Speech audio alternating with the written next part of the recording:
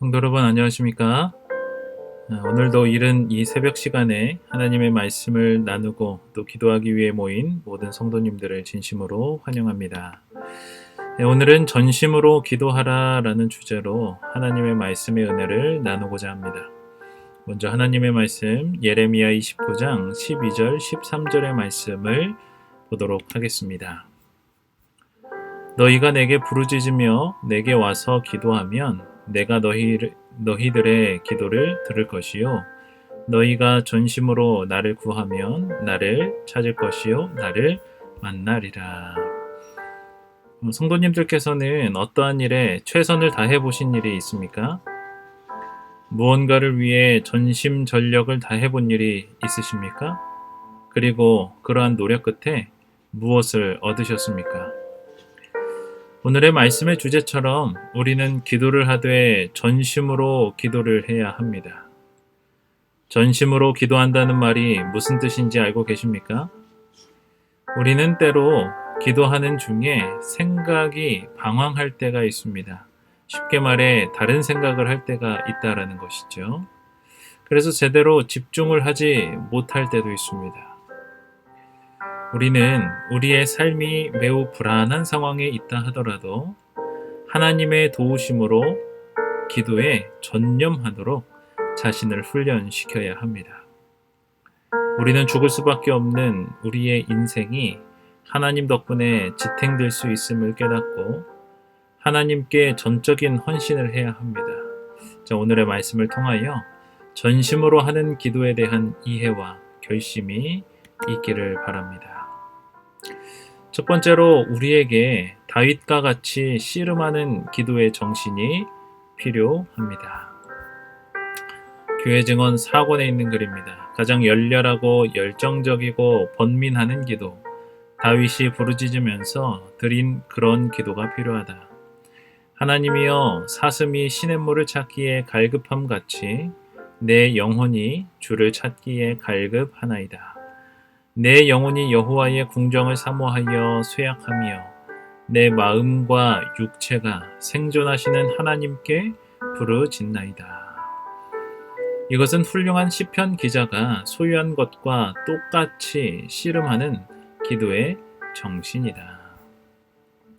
다윗은 하나님을 섬기는 훌륭한 종이었지만 그의 인생에 있어 돌이킬 수 없는 아주 치명적인 죄를 짓게 됩니다. 그래서 어떤 이들은 다윗은 돌이킬 수 없을 큰 죄를 지은 사람이라 존경할 만한 인물이 아니라고 그렇게 생각을 하기도 합니다. 그런데 다윗의 인생은 큰 죄를 짓고 삶이 끝난 것이 아니었습니다. 다윗은 선지자 나단을 통하여 하나님의 음성을 들었을 때 그의 삶에 즉각적인 회개가 있었습니다. 자신의 잘못을 인정하고 뉘우치는 모습을 우리는 보게 됩니다. 그리고 시편의 대부분을 기록한 이 다윗의 글들을 보면 그가 진정으로 회개하는 모습을 우리는 보게 됩니다. 우리는 아담의 자손으로 죄의 아래 살아갑니다. 그런데 그 사실을 인정하고 예수님께 나아가는 사람은 그리 많지 않습니다. 이런 사람은 다윗의 삶을 통해 교훈을 얻을 필요가 있습니다. 다윗은 자신의 죄를 하나님 앞에 내려놓고 하나님께 울부짖으면서 회개하며 하나님을 찾았습니다. 성도 여러분, 우리도 이러한 기도의 정신이 필요합니다. 죄가 있다면 그 모든 것을 다 인정하시고 하나님 앞에 나아오는 믿음의 성도들이 되기를 간절히 바랍니다. 두 번째로 우리는 매우 간절하게 기도하는 법을 배워야 합니다. 실물교훈에 있는 글입니다. 우리가 그리스도의 이름으로 간절하고 열렬하게 기도할 때에 바로 그 열정에 우리의 온갖 구하는 것이나 생각하는 것에 더 넘치도록 우리의 기도를 응답하시겠다는 하나님의 보증이 있는 것이다.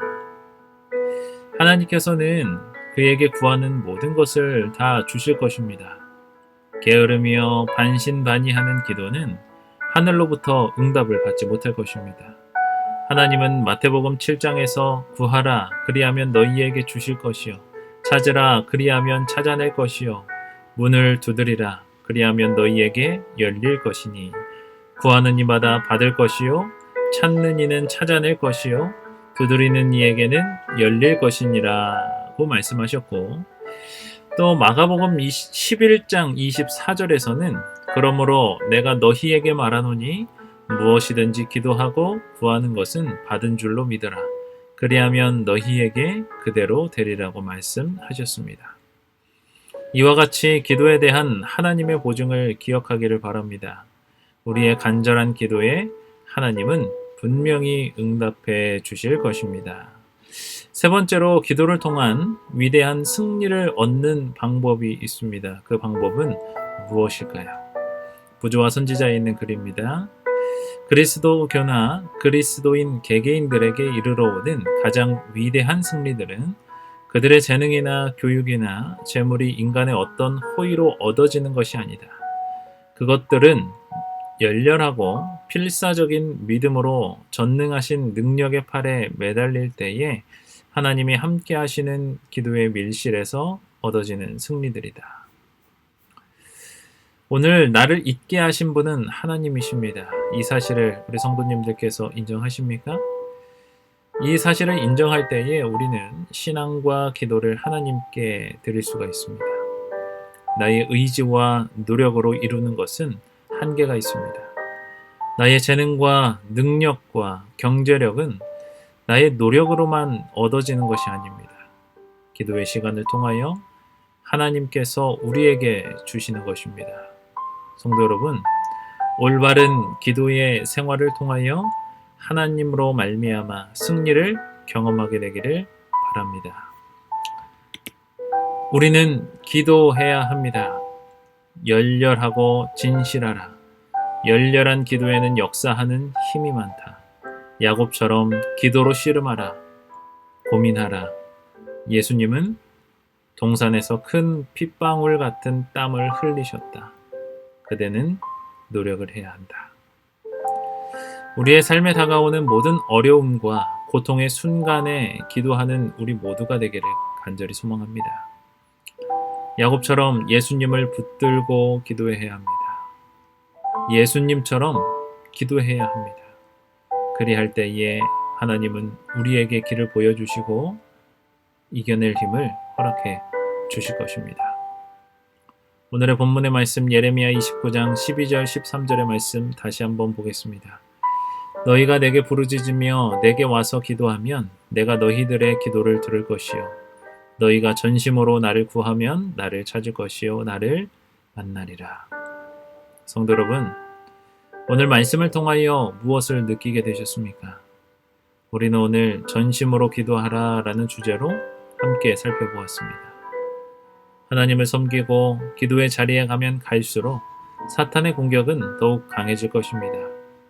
그는 우리를 괴롭히고 시험하기 위해 더 많은 악한 천사들을 보내고 또 악한 천사들은 우리의 가는 길에 무수한 시험들을 줄 것입니다. 그리고 그들은 우리를 유혹하고 죄를 짓도록 그리고 그들이 할 수 있는 모든 것들을 다 할 것입니다. 시련은 우리를 시험하고 사탄에게 승리하는 법을 가르쳐 주기 위해 하늘이 허락한 것입니다. 평범하며 짤막한 기도는 이러한 싸움에서 승리를 허락하지 않을 것입니다. 우리는 지금 우리의 삶 속에 성령님의 강력한 임재로 말미암아 어떻게 시험에 대하여 싸우고 어떻게 그 싸움에서 승리할지를 배워야 합니다. 하나님의 도우심은 우리가 결심하고 인내하며 믿음으로 구할 때에만 이르러 옵니다. 오늘도 하나님의 도우심을 간구하며 죄와 자아, 자존심, 정욕, 세상, 그리고 사탄의 시험과의 싸움에서 승리할 수 있도록 기도하는 하루가 되기를 바라며 오늘의 말씀을 마치겠습니다. 기도하겠습니다. 하늘에 계신 하나님 아버지, 귀한 하루 우리에게 허락하심에 감사합니다. 열렬하고 진정으로 하나님께 기도할 수 있는 우리의 기도의 자세를 갖기를 원합니다. 전심으로 하나님을 찾고 찾을 때 우리가 만날 수 있음을 우리들이 기억하게 됩니다. 오늘부터 우리의 삶 속에 기도하는 자리에 함께 해주시는 하나님을 섬기며 우리가 전심으로 하나님을 찾게 되는 우리의 거룩한 삶이 되기를 간절히 소망합니다. 하나님, 추석 명절이 시작되었습니다. 사랑하는 가족들 함께 모여 이 아름다운 계절 속에 하나님의 귀한 사랑을 나누기를 간절히 소망하오니 명절의 풍성함을 더하여 주시옵시고 하나님께서 우리에게 허락하신 귀한 복들을 함께 나누며 하나님을 더욱 섬기는 자리가 될 수 있도록 하나님 우리와 함께하여 주시옵소서. 예수님의 이름으로 기도드립니다. 아멘. 함께 기도하기를 원합니다. 전도회와 그리고 특별히 행복하고 풍성한 추석 명절을 위하여 함께 기도해 주시기를 간절히 소망합니다. 또한 병상에서 사랑하는 가족들과 함께하지 못하는 우리 귀한 성도님들이 계시는데요. 그 환우분들을 기억하며 이 시간 기도하는 시간을 갖도록 하겠습니다. 오늘도 좋은 하루 하나님과 함께 동행하는 귀한 하루가 되기를 간절히 바랍니다. 기도하겠습니다.